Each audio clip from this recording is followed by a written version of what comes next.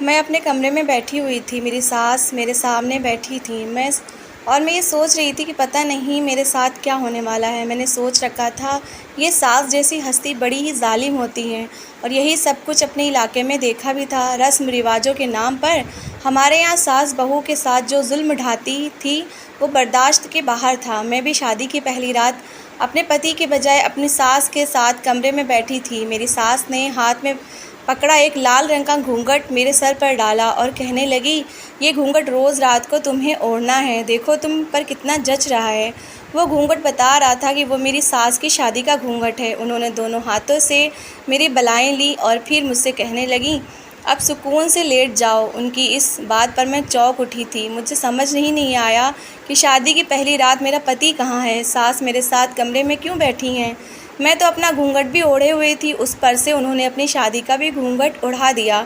लेकिन मेरी इतनी हिम्मत नहीं थी कि मैं उनके आगे ज़ुबान चलाती। मुझे बहुत डर लग रहा था। ऐसा लग रहा था कि कहीं वो मेरा गला ही न दबा दें। मैंने सुना था कि रहीम की माँ बहुत गुस्से वाली हैं और हर किसी से झगड़ा करती फिरती हैं। मैंने ख़ुद भी एक दो बार अपनी सास को शादी से पहले देखा था। वो किसी औरत से बीच रास्ते में झगड़ रही थी और बहुत गुस्से में भी थी। इसलिए मैंने उनकी बात मानकर चुपचाप तकिए पर सिर रखकर लेट गई और अचानक ही मेरी सास ने मेरे पैर दबाना शुरू कर दिए। मेरी जान ही निकल गई। मैं उठकर बैठी और सास से कहा कि माँ, ये आप क्या कर रही हैं? मेरे पाँव दबाने की क्या ज़रूरत है? मैं तो ठीक हूँ। आप बड़ी होकर मेरे पैरों को हाथ मत लगाओ, मेरे ऊपर पाप चढ़ेगा। मेरी सास ने अजीब नज़रों से मुझे देखा और कहने लगी, तुझे क्या मालूम कि मैं ये सब क्यों कर रही हूँ? बस तू मुझे रोकने की कोशिश ना कर, ये सब करना मेरे लिए बहुत ज़रूरी है। उनका अंदाज़ ऐसा था कि मैं खामोशी से दोबारा लेट गई। वो धीरे धीरे मेरे पैर दबाने लगी और लग रहा था कि जैसे साथ साथ कुछ पढ़ भी रही हों। उनकी आवाज़ तो मुझे नहीं आ रही थी, मगर उनके हिलते हुए ओठों से साफ पता चल रहा था। कुछ ही देर में मेरा पति रहीम कमरे में आया और अपनी माँ को कमरे में बैठा देखकर हैरान रह गया, लेकिन कुछ न बोला और ख़ामोशी से दूर जाकर दूसरी चारपाई पर लेट गया। मेरी सास को अपने बेटे के आने से भी कोई फ़र्क नहीं पड़ा था। वो खामोशी से सर झुकाए मेरे पैर दबा रही थी और मुझे डर लग रहा था कि कहीं मेरा पति इस बात पर खफा ही ना हो जाए कि शादी की रात ही मैं उसकी माँ से खिदमत करवा रही हूँ। पता नहीं मेरी सास कब तक मेरे पैर दबाती रही। मुझे तो नींद लग गई और जब सुबह मेरी आँख खुली तो मेरी सास कमरे में नहीं थी, मगर रहीम गहरी नींद सो रहा था। मैं उठकर कमरे से बाहर निकली तो सास की आवाज़ मेरे कानों में पड़ी। मेरे ससुर बुरी तरह मेरी सास पर चीख रहे थे और जवाब में मेरी सास कह रही थी कि मैं हर रात मीना के कमरे में ही बिताऊंगी, आपको जो करना है कर लो। ये बात आपको भी अच्छी तरह पता है कि मैं बहू के साथ उसके कमरे में क्यों होती हूँ। मेरे ससुर ने अपना जूता उठाया और मेरी सास को पीटना शुरू कर दिया। कमीनी औरत, तुझे ज़रा भी शर्म नहीं आती? तू अपने ही बेटे की दुश्मन बन गई है। तुझे क्या लगता है ऐसा करके तू अपने मकसद में कामयाब हो जाएगी? मेरे ससुर बिना रुके मेरी सास को मारते ही चले जा रहे थे। मेरी सास ज़मीन पर गिरी थी और उनके माथे से खून निकलने लगा था। ये देखकर मेरी जान ही निकल गई। मैं दरवाजे की ओर से लग कर खड़ी हो गई थी। मेरे हाथ पांव काँप रहे थे। मेरी सास पिट रही थी और वजह मैं थी। पता नहीं क्यों मेरी सास मेरे साथ मेरे कमरे में रात गुजारना चाहती थी। ऐसा कौन सा सच था जो मेरे ससुर को मालूम था और इसलिए वो मेरी सास को इतनी बुरी तरह मार रहे थे और मेरी सास इतना जुल्म बर्दाश्त करने के लिए भी तैयार थी। जब मारते मारते मेरे ससुर के हाथ थक गए तो वो मेरी सास को गालियां देते हुए घर से निकल गए। मैं हिम्मत करके अपनी सास के पास गई तो उन्होंने मुझे सीने से लगा लिया और कहने लगी, मीना तो उठ गई, चल मैं तेरे लिए नाश्ता बनाती हूँ। उनके अंदाज में बहुत ही मोहब्बत थी, जैसे मुझे देखकर उन्हें सुकून मिला हो। मैंने घबरा कर माँ के माथे से निकलने वाला खून देखा और कहा कि माँ, पिताजी ने तुम्हें क्यों मारा है? ये इतना सारा खून बह रहा है, ये सब क्या है? मेरी सास मेरी बात पर मुस्कुराई और कहने लगी, तेरे ससुर को काम ही क्या है सिवाय हाथ उठाने के? मर्दों को और कुछ नहीं आता, तू इन बातों पर ध्यान न दे।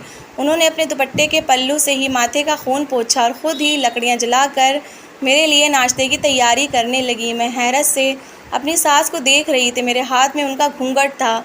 मैंने वो घूंघट उनकी तरफ बढ़ाया और उनसे कहा कि आप वापस रख लीजिए। मेरी सास ने घूंघट अपने हाथ में पकड़ा और उसे चूमा, संभाल कर अलमारी में रख दिया।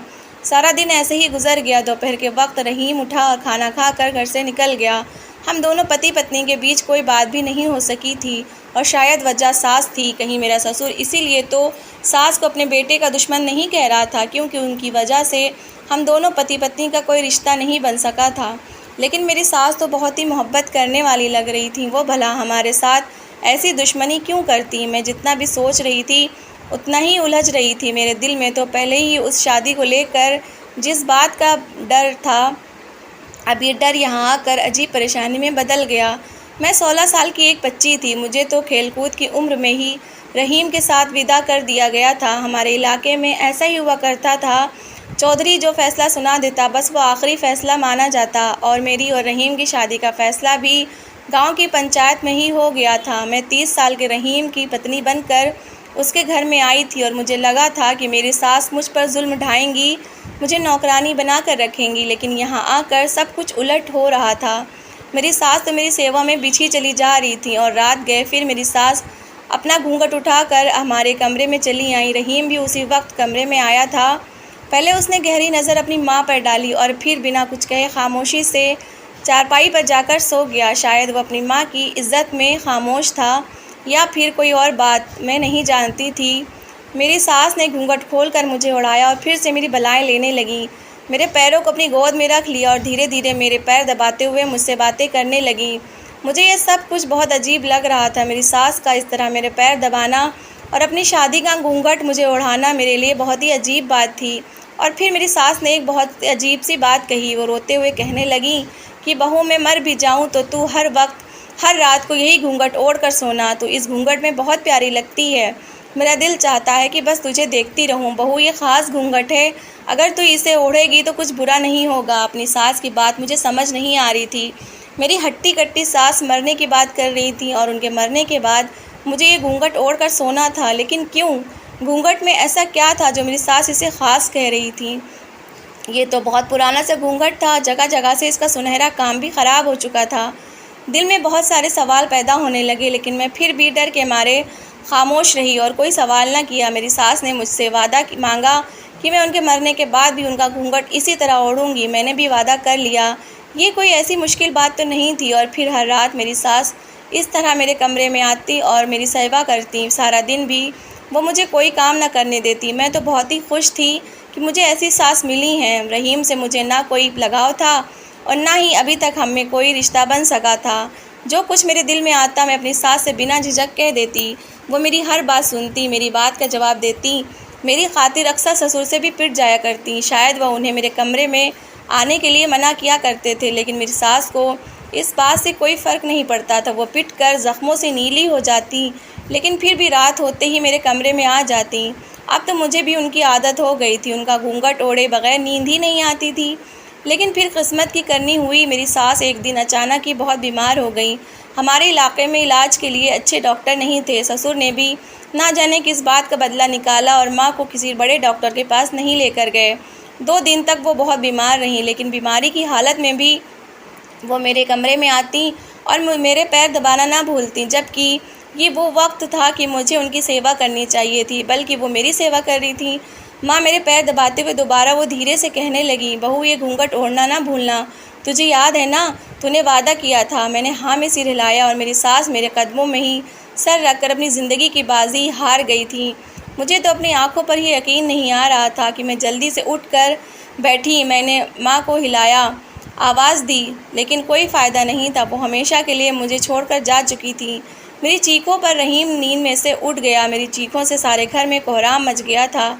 मेरे ससुर भी अपनी पत्नी की मौत पर सर पकड़े बैठे थे। रहीम ने सारे गांव वालों को खबर दी और देखते ही देखते सारे लोग जमा हो गए। हर कोई दबे लफ्ज़ों में मेरी सास के बारे में ही बात कर रहा था, मगर मेरा दिल तो सदमे से चूर था। वो मेरे लिए एक माँ जैसी थी, जिन्होंने मेरी बहुत सेवा और प्यार किया था। अगली शाम तक मेरी सास की मैयत जा चुकी थी और मैं अब तक इस बात पर यकीन नहीं कर पाई थी कि मेरी अच्छी भली सास अचानक ही मर गई थी। मैंने वादे के मुताबिक उस रात भी उनका घूंघट निकाल कर अपने आसपास लपेटा और चुपचाप सो गई। रहीम कब मेरे कमरे में आया, कब सोया, मुझे कुछ पता नहीं चला। 2 दिन तक मैं अजीब गुमसुम सी हालत में रही। आस पड़ोस वाले ही खाना भिजवाते थे और तीसरे दिन मुझे पता चला कि अब इस घर की जिम्मेदारी मुझ पर है। सुबह से उठते ही मैं घर के कामों में जुट गई थी। मैं थक कर बुरी तरह चूर हो गई थी। कमरे में गई तो घूंघट ओढ़ना ही याद नहीं रहा। गर्मी भी बहुत थी। मैं ऐसे ही पलंग पर लेट गई। सोचा था कि थोड़ी देर बाद उठकर घूंघट ओढ़ लूँगी, लेकिन आँख लग गई।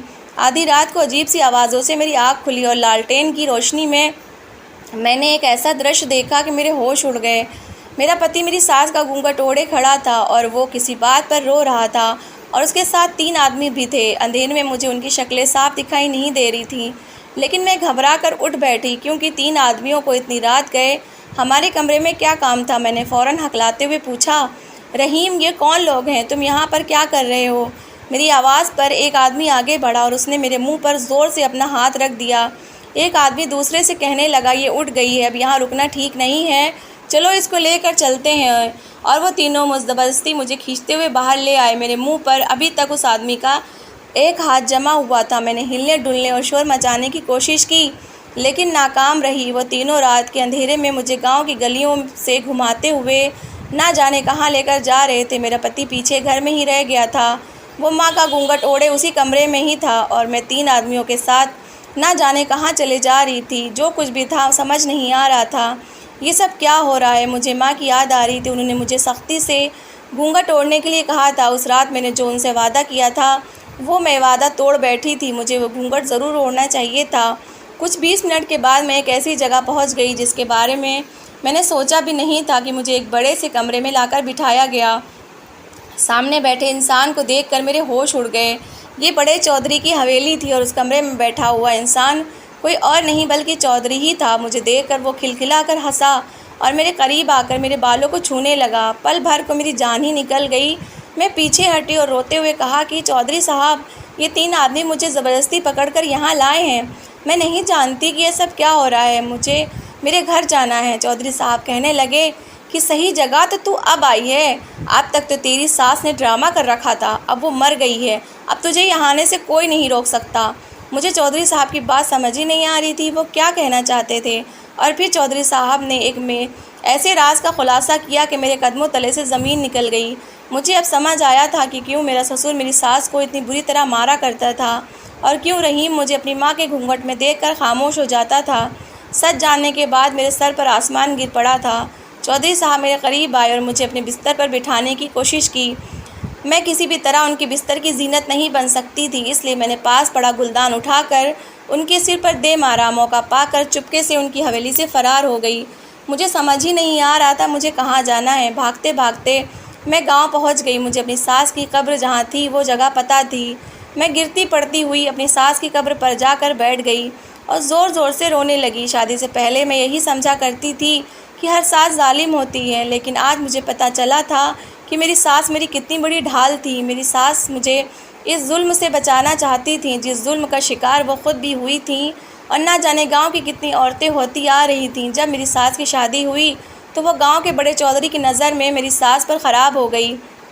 मेरी सास बहुत खूबसूरत थी, और इसलिए बड़े चौधरी ने मेरे ससुर को मजबूर किया था कि शादी की पहली रात मेरी सास मेरे ससुर के साथ नहीं बल्कि चौधरी के साथ रात बिताएंगी। वो घूंघट जो मेरी सास मुझे उड़ाया करती थी, वो घूंघट घर पर ही गिर गया था, और मेरी सास बग़ैर घूंघट के बड़े चौधरी के आगे बेमोल हो गई। बड़े चौधरी ने उन्हें अपनी हवस की भेंट चढ़ा दिया और फिर मेरे ससुर के हवाले किया था। मेरे ससुर ने चौधरी के डर से कभी ये बात किसी को ना बताई थी, और शायद गांव के सारे ही मर्द ऐसा ही किया करते थे। लेकिन इस बात ने मेरी सास को न सिर्फ चिड़चिड़ा बना दिया, बल्कि वो हर वक्त गुस्से में रहती। गांव के हर इंसान से उनका झगड़ा हो जाया करता, और इसीलिए मुझे भी उनसे डर लगता था। लेकिन जब मैं शादी होकर आई और बड़े चौधरी की नीयत मुझ पर ख़राब हुई, तो मेरी सास मेरी एक ढाल बन गई, और उन्होंने अपने बेटे से साफ शब्दों में कह दिया कि अगर वो मुझे बड़े चौधरी के हवाले करेगा तो ये सोच कर करे कि वो मीना को नहीं बल्कि अपनी माँ को बड़े चौधरी के हवाले कर रहा है। अपने बेटे को याद दिलाने के लिए मेरी सास अपना घूंघट मुझे उड़ा देती। आखिर उसका बेटा कोई गलत कदम ना उठाए और मेरी इज़्ज़त का ख्याल रखे। रहीम अपनी माँ की वजह से खामोश हो गया, लेकिन बड़े चौधरी धमकी दे रहा था, और यही वजह थी कि मेरा ससुर मेरी सास को मारने पीटने लगा। मेरे ससुर को खौफ था कि कहीं बड़े चौधरी की वजह से वो अपने इकलौते बेटे को ना खो दे। मेरा ससुर चाहता था कि मेरी सास मुझे ना बचाए और मैं बड़े चौधरी की हवेली में एक रात गुजार लूँ ताकि सबकी ज़िंदगी में सुकून आ जाए, और यही बात मेरे सास को गवारा नहीं थी। मेरी सास ने जिस तरह शादी की रात अपनी इज्जत गंवाई थी, वो नहीं चाहती थी कि मेरे साथ भी ऐसा ही कुछ हो। जब तक वो ज़िंदा रहीं, पाबंदी से हर रात मेरे कमरे में मेरे लिए सहारा बनकर बैठी रहीं, लेकिन मरते मरते वो अपने घूंघट वाली बात मुझसे कह गईं। जब मैं उनका घूंघट ओढ़कर सोती तो रहीम की इतनी हिम्मत ना होती कि वो चौधरी के आदमियों को बुलाकर मुझे चौधरी की हवेली भेजे।